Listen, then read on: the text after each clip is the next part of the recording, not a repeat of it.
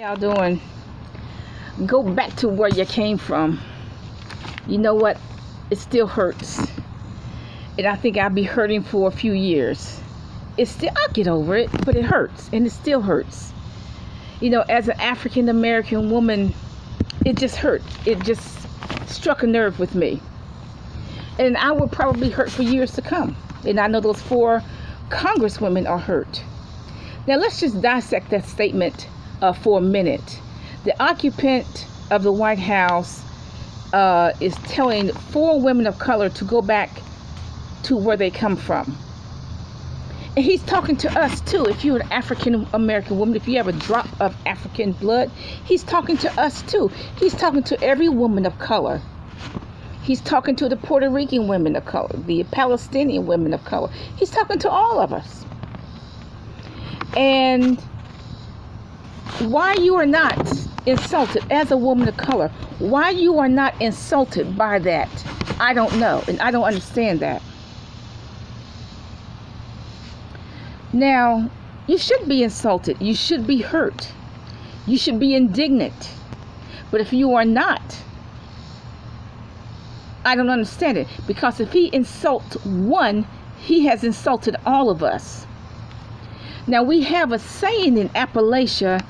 You mean to tell me that white man called your child or you a nigger or a nigger wench and you weren't insulted and you did nothing about it? Or that white man told you to go back to Africa and you were not insulted, you did nothing about it? We talk like that in Appalachia. Okay? Now, here's this redhead occupant of the White House. Okay? He's had white privilege all of his life. He's not smarter than you. The only difference is there are a lot of black men who could have been billionaires. Probably a lot of American Indians too. Why? Because they did not have access to money. But this red-haired occupant of the White House who's had white privilege all of his life, he tells you to go back to Africa. And you're not insulted. Okay? Now, like I said, any black man could have been a billionaire, any American Indian could have been a billionaire, but why aren't they billionaires? They don't have access to money from the banks, but he does. Now, why did these prominent preachers endorse him? Why? I'm gonna tell you why. Because number one, he's a billionaire. If he was a millionaire, they wouldn't even look at him. Christians tend to follow the money. Number two, he's a pagan. And you know what? Probably 50% of the churches, they preaching the Bible, but they're pagans. They're Luciferians. They're the devil worshipers. So of course they're going to endorse him. Number two, he exploits the poor. The church exploits the poor for money. They both do it. This occupant of the White House is a serial adulterer. And adultery is in the church. You got pastors having heterosexual and homosexual affairs outside of their marriage. You got pastors' wives having heterosexual and homosexual affairs outside of the marriage and writing a book about it too, y'all.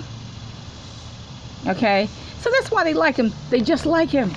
That's why these pastors who endorse him and other umpteen pastors around the world of all colors who endorse Donald Trump, that's why they like him, because they just like him. They're adulterous just like him. They exploit the poor just like him. They're Luciferians, Satan worshipers, just like them. Okay, that's why they endorse him, because they're just like him. Now, this occupant of the White House is talking to all people. If you have one drop of African blood, he's talking to you.